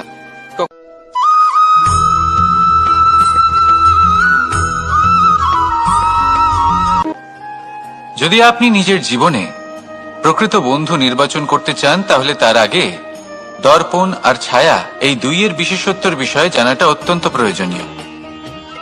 দর্পণ কি করে থাকে? যখনই আপনি দর্পণের দিকে তাকাবেন ও শুধুমাত্র আপনাকে সত্যের সাথে অবগত করাবে, ও আপনাকে কখনো মিথ্যে বলবে না। সেখানেই যদি ছায়ার কথা বলি তাহলে দেখুন ছায়া কি করে, সব সময় আপনার সাথে থাকে, কখনো আপনার সঙ্গ ত্যাগ করে না। এবার আপনার জীবনে যদি এমন কোনো বন্ধু আসে যে সব সময় আপনাকে সত্য কথা বলবে, আপনার অপগুণের বিষয়ে যদি আপনাকে বলে কিন্তু তাও সে সত্যিই বলবে, তাহলে তার উদ্দেশ্য কিন্তু আপনাকে দুঃখ দেওয়া নয়, সে আপনার অজ্ঞানতা, আপনার ভ্রম দূর করতে চায়। যদি আপনি কোনো অনুচিত পথে চলতে থাকেন তাহলে সে আপনাকে বাধা দিতে চায়। আর যদি সেই মিত্রই ছায়া সঙ্গীর মতো হয়, সে কখনোই সুখ দুঃখে আপনার সঙ্গ ত্যাগ করবে না। তার উদ্দেশ্য হলো সবসময় আপনাকে রক্ষা করা। তাই এরকম দর্পণ বা ছায়ার মতো কোনো বন্ধু যদি আপনার জীবনে আসে তাহলে তাকে কোথাও যেতে দেবেন না, সে আপনার জীবনকে সুখময় করে তুলবে। আর যদি আপনার জীবনে উপস্থিত বন্ধু এমন না হয় তাহলে তাকে নিজের থেকে দূরে করে দেওয়াই বাঞ্ছনীয়।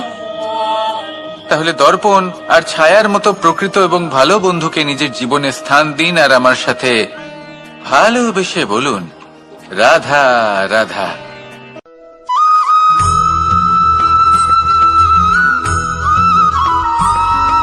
কখনো এই প্রশ্ন আসতে পারে যে ইমারত কেন নির্মাণ করা হয়, কেন উৎসব পালন করা হয়, কেন মানুষ নিজেদের জন্মদিন পালন করেন, কেন দোল, বিজয়া দশমী, রাখি, দীপাবলির মতো উৎসব পালন করা হয়?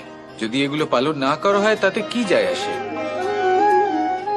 যদি এই দোল উৎসব পালন না করা হয় তাহলে কি এই সংসার ভুলে যাবে যে নারায়ণের প্রতি ভক্তির কারণে ভক্ত প্রহ্লাদকে অগ্নি স্পর্শ করতে পারেনি? যদি বিজয়া দশমী পালন না করা হয় তাহলে কি এই সংসার ভুলে যাবে যে এই দিনে শ্রীরাম রাবণকে বধ করেছিলেন? যদি আমরা দীপাবলির এই উৎসব পালন না করি, তাহলে কি এই সংসার এটা ভুলে যাবে যে অযোধ্যাতে অমাবস্যার এমন এক রাত এসেছিল যে রাত্রে অযোধ্যা পূর্ণিমার থেকে বেশি উজ্জ্বল হয়ে উঠেছিল? যদি এই রাখি উৎসব পালন না করা হয়, তাহলে কি এই সংসারের ভাই এবং বোনেরা একে অপরের প্রতি ভালোবাসা কি সেটা ভুলে যাবে? বিষয়টা ভুলে যাওয়ার নয়, বিষয়টা হলো মনে রাখার। যখন জীবনে আমরা কোনো একটা স্থানে পৌঁছই, উপলব্ধিগুলোর উৎসব পালন করি, যাতে সেই মুহূর্তে আমরা সকলের মধ্যে আনন্দ ছড়াই এবং মানুষ সেই মুহূর্তটা মনে রাখেন। এই স্মৃতিগুলোই মানুষের মধ্যে বিশ্বাসের জন্ম দেয়। এই বিশ্বাস যে আগামী যেদিন আসছে তাতে আরো আনন্দের সম্ভাবনা রয়েছে। ভালোবাসার এই উৎসব, ভালোবাসার এই পার্বণ, এটা মানুষের মনে বিশ্বাসের জন্ম দেয় যে প্রত্যেক যুগে কেউ না কেউ এসেছে এবং পরবর্তীতেও আসবে।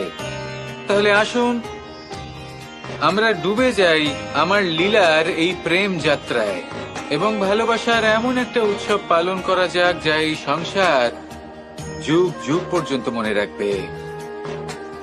তাহলে আসুন আর আমার সাথে ভালোবেসে বলুন, রাধা রাধা।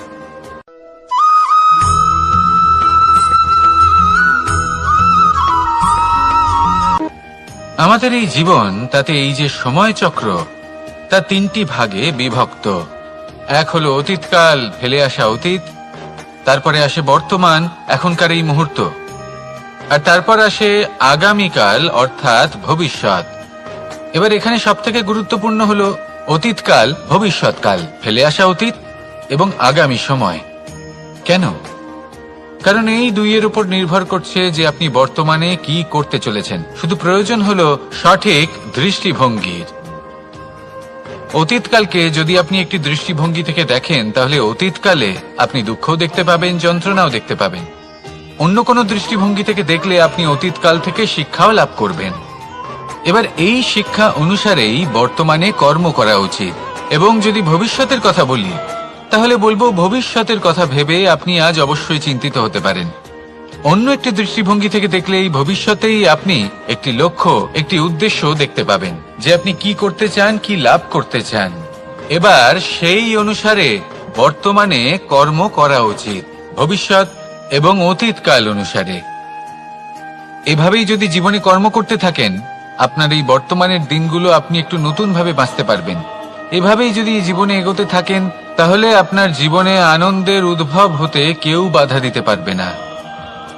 আসুন আমার সাথে ভালোবেসে বলুন, রাধা রাধা।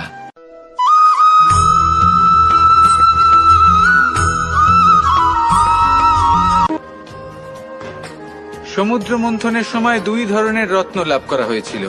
প্রথম হলাহল, যার প্রভাব থেকে এই সমস্ত সংসারের জীবের প্রাণ বাঁচানোর জন্য মহাদেব তাকে নিজের কণ্ঠে ধারণ করে নিয়েছিলেন।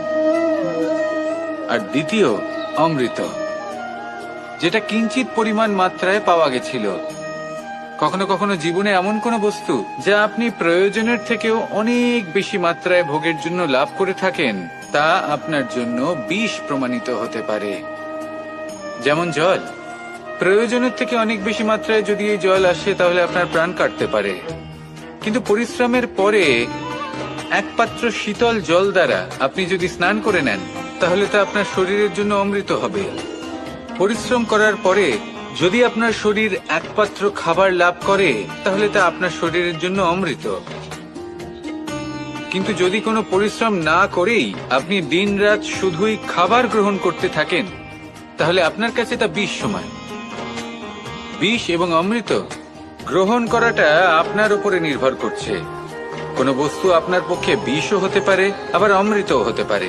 নির্ভর করছে যে আপনি সেটা কিভাবে ব্যবহার করছেন, কতটা মাত্রায় ব্যবহার করছেন। আসুন আমার সাথে ভালোবেসে বলুন, রাধা রাধা।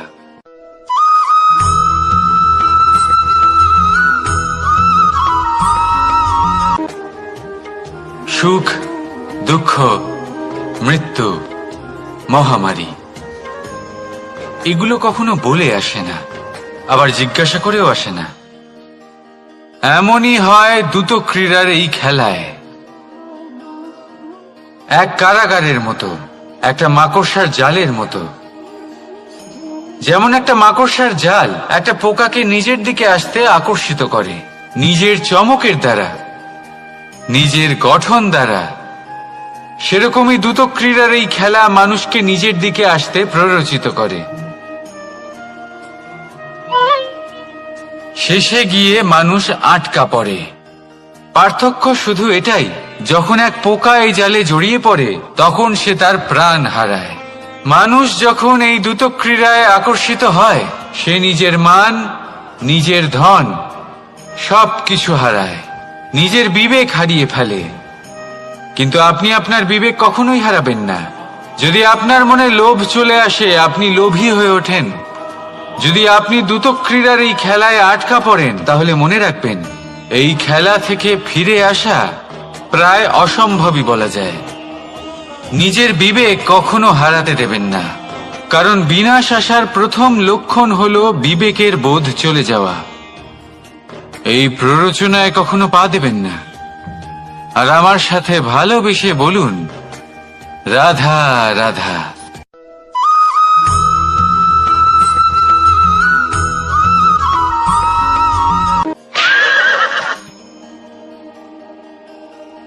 প্রেম 2.5 অক্ষর, মাত্র 2.5 অক্ষরের এই শব্দ প্রেম, এর মধ্যে ত্রিলোকের এবং সমগ্র ব্রহ্মাণ্ডের বীজ নিহিত আছে। এমন কি আছে যা এই প্রেম করতে পারে না? যেখানে শক্তি এবং বিদ্যা প্রয়োগ করে আপনি কিছুই করতে পারবেন না, সেটাও প্রেম দ্বারা অর্জন করা সম্ভব। প্রেম চাইলে পাথরেও ফুল ফোটাতে পারে। প্রেম চাইলে ন্যাড়া পাহাড়ের বুক চিরে নদীপথ তৈরি করতে পারে। চাইলে নিরক্ষর ব্যক্তিকে সংসারের শ্রেষ্ঠ জ্ঞানী করে তুলতে পারে। শুধুমাত্র এই প্রেমের জন্য সবার দুষ্টু কানাই ঘনশ্যাম হয়ে উঠেছিল। শুধুমাত্র এই প্রেমের টানেই ত্রিলোকের স্বামী দ্বারকাধীশ নির্ধন সুদামার পদসেবাও করেছিলেন। এই প্রেম হলো সংসারের সবথেকে বড় শক্তি। এই সংসারের আধার হলো প্রেম। এমন কিচ্ছু নেই যা এই প্রেমের পক্ষে সম্ভব নয়। যেখানে বিদ্যা এবং শক্তি সাহায্য করতে পারে না, সেখানে এই প্রেম আপনাকে জয়ী করে দিতে পারে। তাহলে আসুন আর আমার সাথে ভালোবেসে বলুন, রাধা রাধা।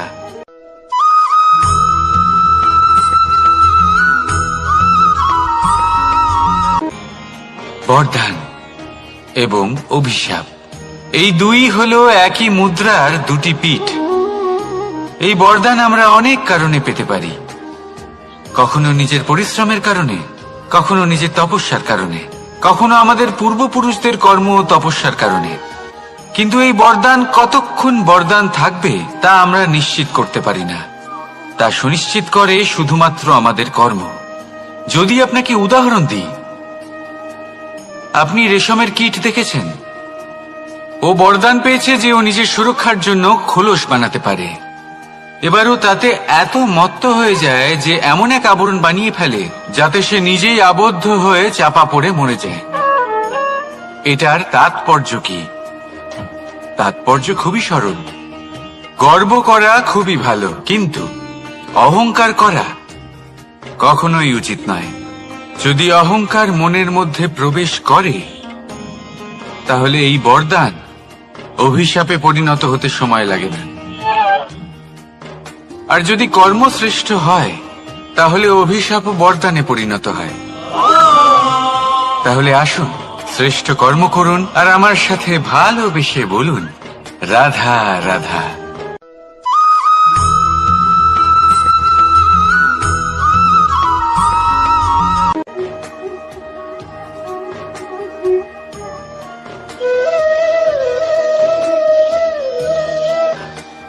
কর্ম এবং ফল, দেখতে গেলে এই সমস্ত ব্রহ্মাণ্ড এই দুইয়ের মাঝেই স্থির হয়ে আছে। মানুষজন কর্ম করেন ভালো ফল লাভের আশায়, আর ভালো ফল লাভের আশায় উনি এটাই ভুলে যান যে উনি যে কর্ম করছেন তা কি করছেন। আমি বলেছিলাম কর্ম করুন ফলের চিন্তা না করে, কিন্তু কি কর্ম করছেন সেই বিষয়ে ভাবাটাও অত্যন্ত আবশ্যক। নয়তো অনেক সময় আমরা এমন কর্ম করে ফেলি যা না চাইতেও বিষে পরিণত হয়, যা হয়েছে দুঃশাসনের সাথে, দুর্যোধনের সাথে, গুরু দ্রোণের সাথে। একজনের মানসিকতা উচিত ছিল না, একজনের বিবেক উচিত ছিল না, আরেকজন যে পক্ষ নির্বাচন করেছিলেন সেই পক্ষ উচিত ছিল না। আর যা কিছু ওনাদের সাথে হলো, আপনার আমার আমাদের সকলের সাথে তা হতে পারে। আমি বলেছিলাম কর্ম করুন, ফলের চিন্তা করবেন না, কিন্তু এই কর্মের বিষয়ে বিচার করে দেখাটাও ততটাই আবশ্যক। দেখুন, কর্ম করার উচিত প্রক্রিয়া ফলের চিন্তা না করা, কিন্তু যদি আপনার কর্ম শুভ হয় তাহলে তার ফলও নিয়তি আপনাকেই দেবে। সর্বদা কর্ম করার সময় এটা ভাবুন যে আপনার এই কর্ম এই সংসারকে, এই সমাজকে, আপনার পরিবারকে, আপনার আশেপাশের মানুষজনকে কোন দিশায় নিয়ে যাবে। যদি এটা সবার জন্য মঙ্গলময় হয় তাহলে কর্ম করতে থাকুন। আর হ্যাঁ, নিশ্চিত রূপে ফলের চিন্তা করবেন না। আসুন আমার সাথে ভালোবেসে বলুন, রাধা রাধা।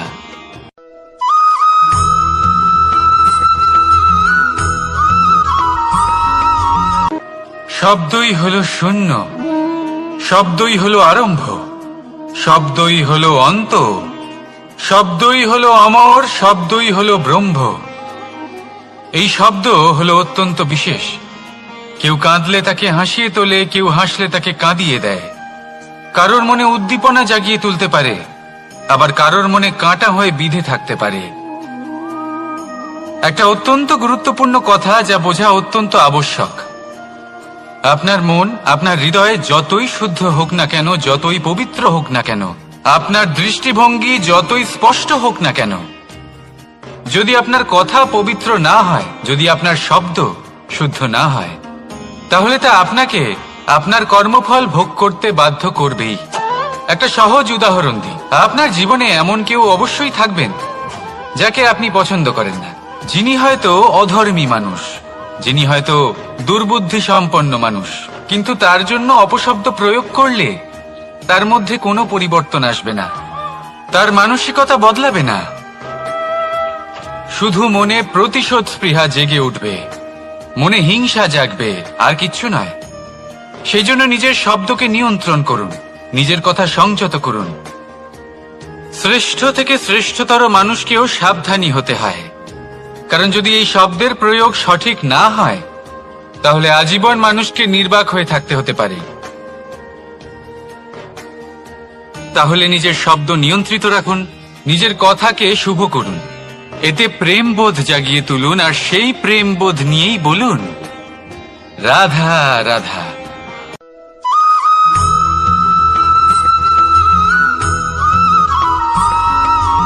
বটবৃক্ষের বীজ সর্ষের দানার থেকেও ছোট হয়, কিন্তু যখন তা নিজের রূপ ধারণ করে তখন তা বিশাল বৃক্ষের আকার ধারণ করে, যা সহস্র বছর ধরে বেঁচে থাকে, ছায়া প্রদান করে, পাখিদের আশ্রয় প্রদান করে, আর দেয় পথচারীদের বিশ্রাম করার স্থান।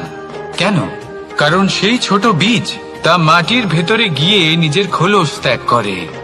অন্ধকারে থাকে সে, যতই আলো আসুক না কেন, যতই বর্ষা আসুক না কেন, সব সহ্য করে। আর তারপরে একটা চারা গাছ অঙ্কুরিত হয়, তারপর ধীর গতিতে একটা বিশাল বৃক্ষতে পরিণত হয়। দেখুন, জীবনে কঠিন সময় আসে, এই জন্য নয় যে আপনি হার মেনে নেবেন, এই জন্য আসে যাতে আপনি ভবিষ্যৎ নির্মাণের জন্য নিজেকে তৈরি করতে পারেন। যদি কঠিন সময়ে আপনি ওই বীজের মতো দৃঢ় হয়ে থাকতে পারেন, তাহলে আপনিও একদিন সেই বিশাল বৃক্ষের মতো নিজের অস্তিত্ব গড়ে তুলতে পারবেন, যা সহস্র বছর পর্যন্ত মনে রাখা হবে। আসুন আমার সাথে ভালোবেসে বলুন, রাধা রাধা।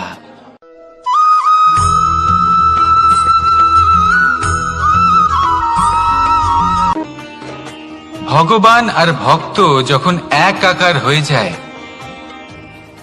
যখন ভক্ত তার ভগবানের প্রতি এবং নিজের জীবনের উদ্দেশ্যের প্রতি সম্পূর্ণরূপে সমর্পিত হয়, তখন জন্ম নেয় ভক্তি, এই সংসারের সমস্ত আশা হয়তো আপনার সঙ্গ ত্যাগ করে দিতে পারে, তখনও ভক্তি সাথে থাকবে।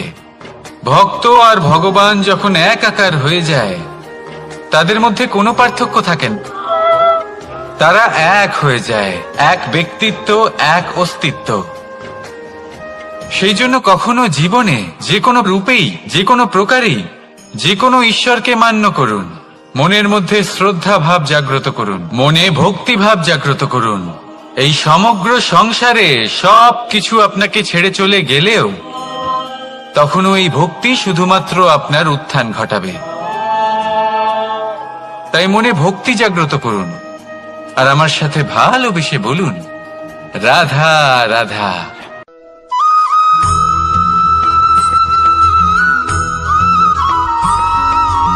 বটবৃক্ষের বীজ সর্ষের দানার থেকেও ছোট হয়, কিন্তু যখন তা নিজের রূপ ধারণ করে তখন তা বিশাল বৃক্ষের আকার ধারণ করে, যা সহস্র বছর ধরে বেঁচে থাকে, ছায়া প্রদান করে, পাখিদের আশ্রয় প্রদান করে আর দেয় পথচারীদের বিশ্রাম করার স্থান। কেন? কারণ সেই ছোট বীজ তা মাটির ভেতরে গিয়ে নিজের খোলস ত্যাগ করে। অন্ধকারে থাকে সে, যতই আলো আসুক না কেন, যতই বর্ষা আসুক না কেন, সব সহ্য করে। আর তারপরে একটা চারা গাছ অঙ্কুরিত হয়, তারপর ধীর গতিতে একটা বিশাল বৃক্ষতে পরিণত হয়।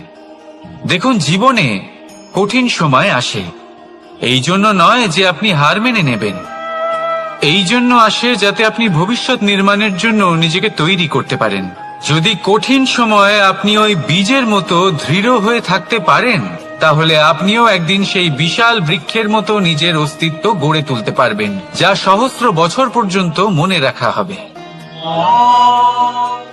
আসুন আমার সাথে ভালোবেসে বলুন, রাধা রাধা।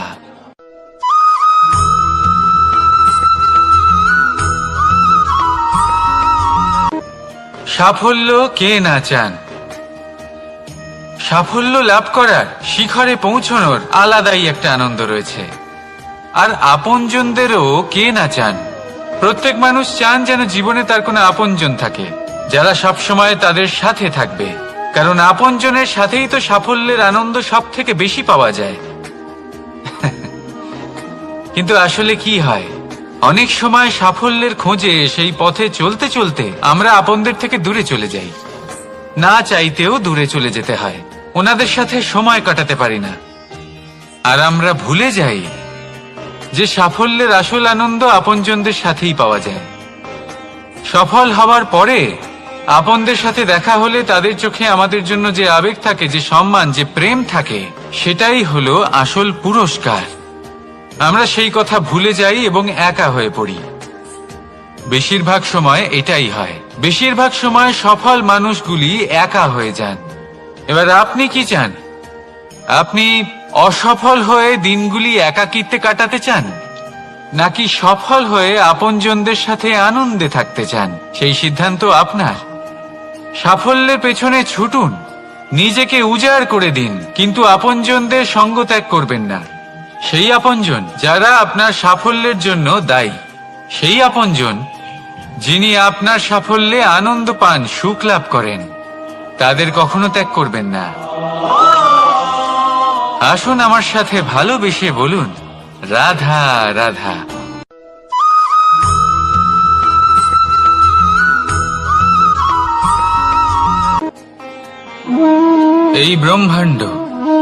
এই ব্রহ্মাণ্ড কত বৃহৎ, তাই না? যার সম্মুখে এই পৃথিবীকেও একটা বিন্দুর মতো মনে হয়। আর এই পৃথিবীতে আমরা কে হই, আমাদের আকার কিরকম, আমাদের অস্তিত্বই বা কি? যখন আমরা এভাবে ভাবি তখন মনে হয় আমরা কিছুই নই। তা আমরা যখন কিছুই নই, তাহলে আমরা এত চিন্তা করি কেন? কি ভেবে ভয় পাই? কাকেই বা এত ভয় পাই? কে আমাদের মারতে পারে আর কেই বা আমাদের জন্ম দেবে? আত্মার আসলে না কখনো জন্ম হয় আর না কখনো মৃত্যু। আত্মা শুধুই শরীর বদল করে। আপনি, আমি, আমরা সকলে এই শরীর নয়, আমরা হলাম আত্মা, যা হলো পরম আত্মার পরম অঙ্গ। সেই জন্য মনে রাখবেন, বাইরের কোথাও দেখবেন না, নিজের অন্তরের গভীরে গিয়ে দেখুন, আত্মাকে উপলব্ধি করতে শিখুন।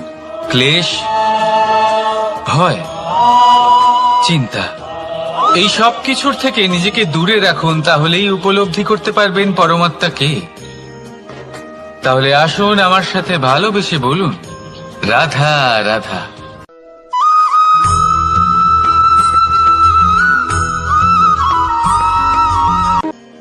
মানুষ আর ধন, এই দুইয়ের মধ্যে সম্পর্ক খুব ঘনিষ্ঠ। ধন হলো সেই শক্তি যার ব্যবহার মানুষ করে থাকে সাংসারিক বস্তু ক্রয় করার জন্য, নিজের জীবন যাপন করার জন্য। আর মানুষ হলো সেই শক্তি যারা ধনকে গুরুত্বপূর্ণ করে তোলেন। এবার একটা কথা বলি, ব্যবহার করা উচিত ধনকে আর ভালোবাসা উচিত মানুষকে। এটা বেশিরভাগ মানুষই বোঝেন না। মানুষ এখানেই সব থেকে বড় ভুল করে বসেন। তারা ভালোবাসেন ধনকে আর ব্যবহার করেন মানুষকে। এ হলো অনুচিত। দেখুন, আপনি একটা সূচের দ্বারা যুদ্ধ করতে পারবেন না, আর কোন তলোয়ার দ্বারা বস্ত্র সেলাই করতে পারবেন না, তাই না? কোনটা কিসের জন্য হয় সেটা বোঝা অত্যন্ত জরুরি। আপনিও সঠিক দিকে অগ্রসর হন। মানুষকে ভালোবাসুন আর ধনকে ব্যবহার করুন। যদি আপনি মানুষকে ব্যবহার করেন, তাহলে আপনি ভালোবেসে ফেলবেন ধনকে। আর এই ভালোবাসা ধীরে ধীরে পরিণত হবে লোভে, আর ধীরে ধীরে এটা আপনাকে বিনাশ করে দেবে।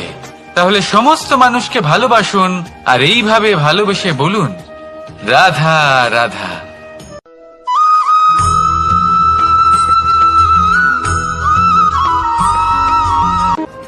পরিবর্তন এই সংসারের শাশ্বত নিয়ম। কোন রাজা নেই যিনি চিরকাল রাজা থাকেন, কোন ধনী ব্যক্তি নেই যিনি চিরকাল ধনী থাকবেন। এই সংসারে সূর্যের স্থান নেওয়ার জন্য চন্দ্রিমার আগমন ঘটে। কোন স্থান যাকে পতিত বলা হয়েছিল সেখানে মহল তৈরি হয়েছে। কোন স্থান যাকে আজ মলিন বলা হয়েছে কাল সেখানে মন্দিরও স্থাপন হতে পারে। কোন ঋতু চিরকালের জন্য থাকে না, কখনো সময় চিরকাল একরকম থাকে না। আজ যা আপনার কাছে রয়েছে কাল অন্য কারোর ছিল।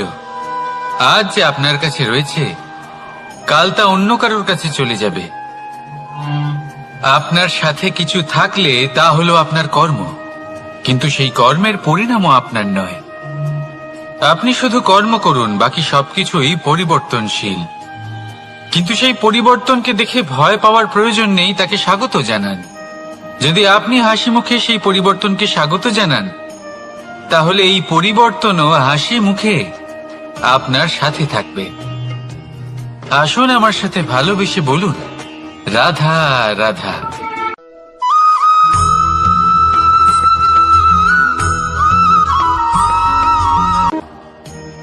বল, শক্তি, পরাক্রম এই সংসারের বিকাশের মূল। কিন্তু কখনো ভেবেছেন যে প্রকৃতি আমাদের এই বল, শক্তি, পরাক্রম কেন দিয়েছেন? যাতে আমরা জীবনে কারোর উদ্ধার করতে পারি, কাউকে সাহায্য করতে পারি, কারোর জন্য ভালো কিছু করতে পারি, কোনো গরিব অসহায় মানুষের জন্য কিছু করতে পারি। এই বল, এই শক্তির সদ্ব্যবহার করতে পারি। কখনো দেখেছেন এমন মানুষ যার কাছে অসীম শক্তি আছে, কিন্তু তার সাথেই অসম্ভব অহংকারও রয়েছে, যিনি নিজেকে সর্বশ্রেষ্ঠ বলে মনে করেন, খারাপ কাজও করেন। আপনি দেখবেন প্রকৃতি এবং মানুষ তাকে ভাঙতে সর্বদা চেষ্টা করেন। মনে রাখবেন, যতই সুবিশাল পর্বত হোক না কেন, তা যদি পথে পড়ে তাকে ভেঙে পথ প্রশস্ত করা হয়। যদি আপনার কাছে বল থাকে, শক্তি থাকে, পরাক্রম থাকে, তাহলে তার সদ্ব্যবহার করুন, কাউকে সাহায্য করুন, কাউকে রক্ষা করুন। যদি আপনি আপনার শক্তির দুর্ব্যবহার করেন, তাহলে মনে রাখবেন আপনি নিজের বিনাশ নিজেই আমন্ত্রণ করছেন। এবার বল অর্জন করার পরে, শক্তি অর্জন করার পরে আপনি নিজেকে বিনাশ করতে চান নাকি এই সংসারের উদ্ধার করতে চান, সিদ্ধান্ত আপনার। রাধা রাধা।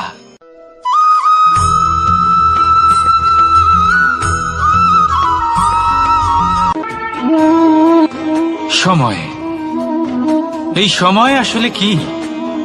এই সময় একটা সরল রেখা তো কখনোই নয়। সময় হলো একটা চক্র, যেখানে এর আদি সেখানেই হলো এর অন্ত, আর যেখানে তা শেষ হয় সেখান থেকেই তার শুরু হয়। এই সময় একটা অত্যন্ত বিচিত্র চিন্তা, বিচিত্র ভাবনা, একটা বিচিত্র বস্তু যা কেউ বুঝতে পারেন না। এই সময়ের লীলা, এর কোনো প্রমাণ নেই, কোনো জ্ঞান নেই, কোনো পরিমাপ নেই। শুধু এটুকু আমরা জানতে পারি, যেখানে শেষ হবে সেখান থেকে একটা নতুন সূচনাও হবে। যা আজ আপনার কাছে আছে কাল অন্য কারোর কাছে যাবে, তারপরে তার কাছ থেকেও অন্য কারোর কাছে যাবে, তারপরে তার থেকেও ছিনিয়ে নেওয়া হবে। এই নিয়তির একজনের কাছ থেকে অন্যজনের কাছে আদান প্রদানের এই সময় হলো আপনার সময়। এই সময়ের সদ্ব্যবহার করুন, এই সময়কে বাঁচুন।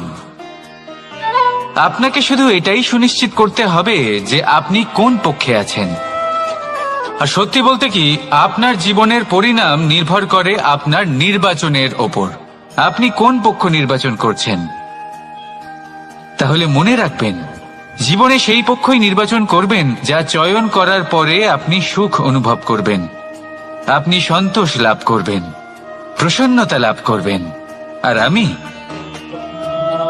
আমি এটাই সুনিশ্চিত করব যে এই পক্ষ যেন শান্তির পক্ষ হয়, এই পক্ষই যেন প্রেমের পক্ষ হয়। তাহলে চিন্তা করবেন না, আর আসুন আমার সাথে ভালোবেসে বলুন, রাধা রাধা।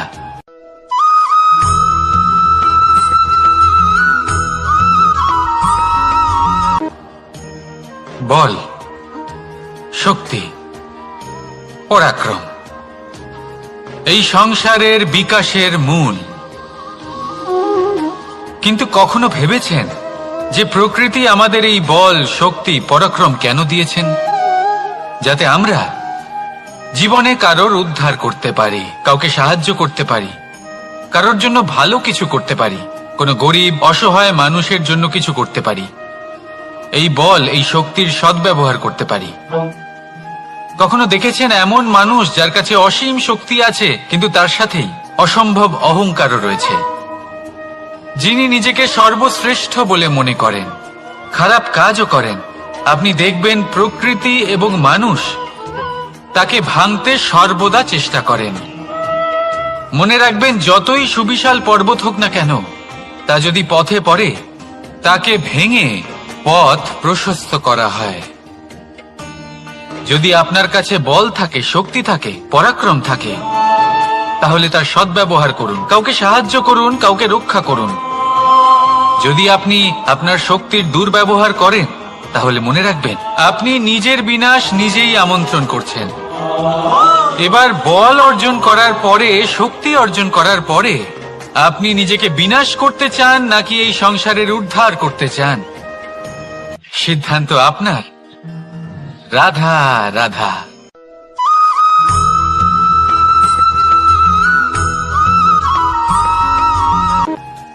দৃষ্টি আর দৃষ্টিভঙ্গি, এই সমগ্র লীলা হলো এই দুইয়ের। বিচিত্র হতে পারে, কিন্তু এটাই সত্যি। এবার আপনাকে একটা উদাহরণ দিয়ে বোঝাই। অনেক সময় আপনি কোনো ব্যক্তিকে এটা বলতে শুনবেন যে আমি আমার নিজের উপরে গর্ব করি, আমি নিজেকে নিয়ে গর্ব করি, আমি খুব ভালোভাবে আমার মা বাবার সেবা করি, ওনাদের আমি সবসময় সুখী রাখি, ওনাদের আমি একটা বাড়ি দিয়েছি, সকল সুখ সুবিধা দিয়েছি, ওনাদের জীবনে প্রত্যেক জিনিস দিয়েছি আর দেব যা তাদের প্রয়োজন। এবার আমাকে বলুন যে আপনি কে হন। আপনি হলেন সেই বীজ যা আপনার মাতা পিতা রোপণ করেছেন। আপনার মা বাবাই আপনাকে এই সংসারে জন্ম দিয়েছেন। এবার এইসব কথার কি তাৎপর্য? এই হলো সেই ব্যক্তির দৃষ্টিভঙ্গি। এবার দেখা যাক এই প্রকৃতি আমাদের কি শেখায়। কখনো কোনো গাছকে দেখবেন, যখন সেই গাছে ফল আসে, সে মালিকে এটা বলে না যে দেখো আমি তোমাকে ফল খেতে দিচ্ছি। সেই বৃক্ষ এটা বলে না যে দেখো আমি তোমায় আহার করতে দিচ্ছি, কারণ ও জানে যে এটা হলো সেই মালির পরিশ্রম, এটা হলো তারই কর্মের ফল, আর এটা তারই পাওয়া উচিত। সে বলে যে তোমার জিনিস তোমাকেই অর্পণ করলাম, এ আমার জিনিস নয়। ও জানে সেই মালির গুরুত্ব আসলে কি, এটা হলো তার দৃষ্টিভঙ্গি। সেই জন্য আপনি জীবনে কোন ব্যক্তির মধ্যে, কোন পশু পাখির মধ্যে, কোন প্রাণীর মধ্যে, কোন পরিস্থিতিতে, কোন আবেগের মুহূর্তে কি দেখতে পাচ্ছেন, সেটা আপনার দৃষ্টিভঙ্গির উপরে নির্ভর করছে। তাই নিজের মনে ধনাত্মক ভাব জাগ্রত করুন, শুভ চিন্তা নিয়ে আসুন। এই ভাবনাই সত্য হয়ে সামনে আসবে। এই দৃষ্টিভঙ্গি এমন হয়ে যাবে যে আপনার জীবনে সবকিছুই শুভ হবে। তাহলে আসুন আর আমার সাথে ভালোবেসে বলুন, রাধা রাধা।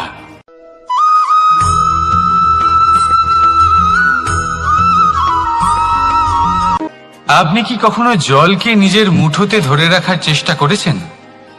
চলুন আজ করা যাক।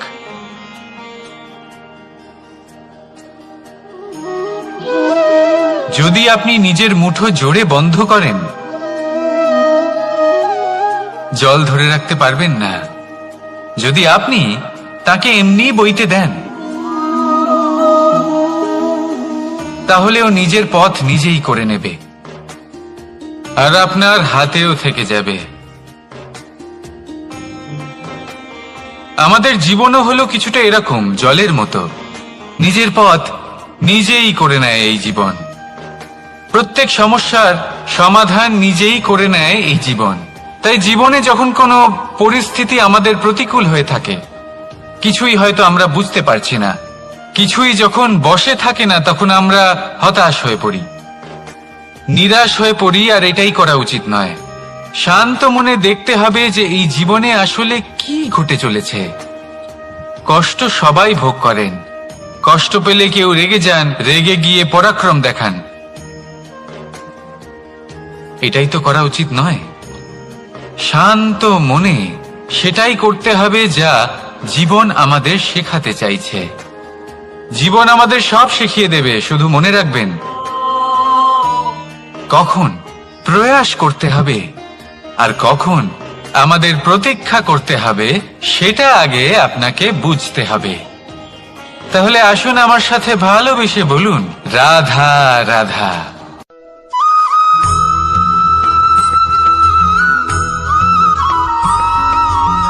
প্রতিশোধ অথবা কাউকে দুঃখ দেওয়ার ভাবনা, যদি এটা আপনার মনে থাকে, তাহলে আপনি নিজের মনেই যন্ত্রণার একটা বিশাল বৃক্ষ রোপণ করছেন, এটা মনে রাখবেন।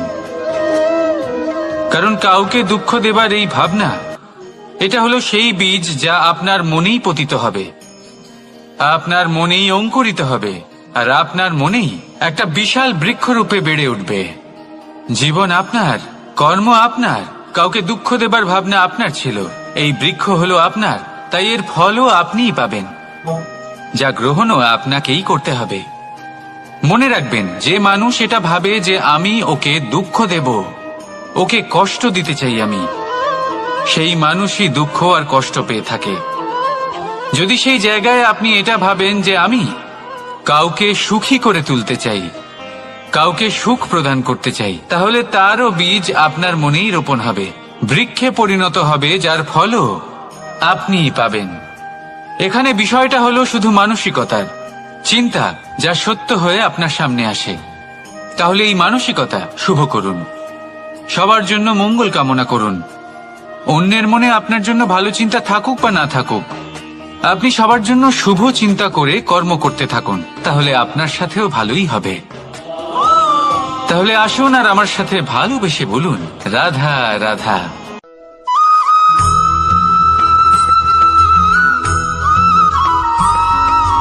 বাজ পাখিকে পক্ষীরাজ বলা হয়। বাজের আয়ু হলো মোটামুটি 70 বছর। এবার 40 বছর হতে হতেই ওদের পালক লম্বা এবং ভঙ্গুর হয়ে যেতে থাকে, ঠোঁট বেঁকে যায়, ডানা ভারী হয়ে যায়, অর্থাৎ আগের মতো উড়তে পারে না, সেই শক্তি থাকে না। এবার সেই বাজ কি করবে? বাজ সব থেকে কঠিন নির্বাচন করে, নির্বাচন নিজের পুনর্স্থাপনার। সর্বপ্রথম একটা বিশাল পর্বতে যায়, একান্তে নিজের এক বাসস্থান তৈরি করে, আর তারপরে পাথরের সাথে নিজের ঠোঁট বারবার আঘাত করতে করতে সেই ঠোঁট ভেঙে ফেলে। তারপরে সে অপেক্ষা করে সেই ঠোঁট পুনর্নির্মাণ হওয়ার। তারপর সেটাই করে নিজের পালকের সাথে। তারপরে নিজের ডানা থেকে এক এক করে ভারী পালকগুলো ছিঁড়ে ফেলে দেয়। আর তারপর 150 দিনের এই যন্ত্রণা সহ্য করার পরে ও ফিরে পায় নিজের ওড়বার অনন্য ক্ষমতা, সেই শক্তি। আর তারপরে ও জীবনের পরবর্তী 30 বছর বাঁচে। কি বুঝলেন আপনি? যদি ইচ্ছে শক্তি থাকে তাহলে একজন দুর্বলও শক্তিশালী হতে পারে। আপনিও এটাই করুন, নিজের অতীতের যন্ত্রণার বোঝাগুলিকে ত্যাগ করুন আর কল্পনার খোলা আকাশে উন্মুক্ত হয়ে উড়ে বেড়ান। নিজের পুনর্স্থাপনা করুন, তবেই সর্বশ্রেষ্ঠ হতে পারবেন। আর মনে রাখবেন, এই ছোট ছোট পদক্ষেপই বড় বড় শিখরে পৌঁছে দিতে পারে। তাহলে আসুন আর আমার সাথে ভালোবেসে বলুন, রাধা।